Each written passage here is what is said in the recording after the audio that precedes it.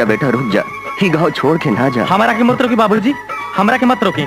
भूख और प्यास के सिवा ई गाँव ई माटी में का रखल बा? ऐसन कहे के बेटा, ही गाँव ई माटी का घारी मत दा। ही गाँव के माटी से हम तोहरा के पलनी पोसनी इतना बड़ा कैली कि तू हमार सहारा बनबा, और तू ही हमके छोड़ के जात हुआ।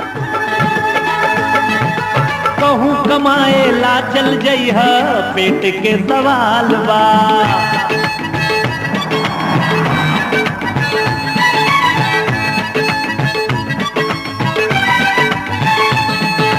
कहूँ कमाए ला चल जइहा, पेट के सवाल बा। सबसे जरूरी जग में रोटी और दाल बा। तू माटी ना छोड़िहा जहवा, तू माटी ना छोड़िहा जहवा खड़ियाइल तोर पाँव रे।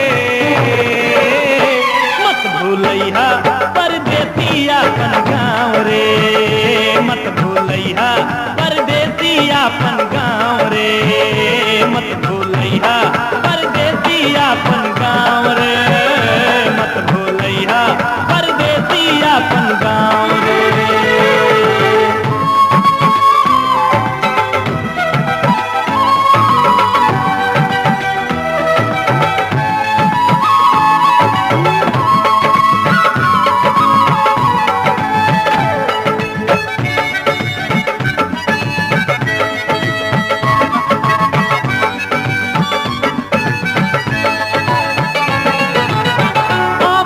बगैचा अमरूद लीचियानी, लगते नहैला जवन पोखरा के पानी।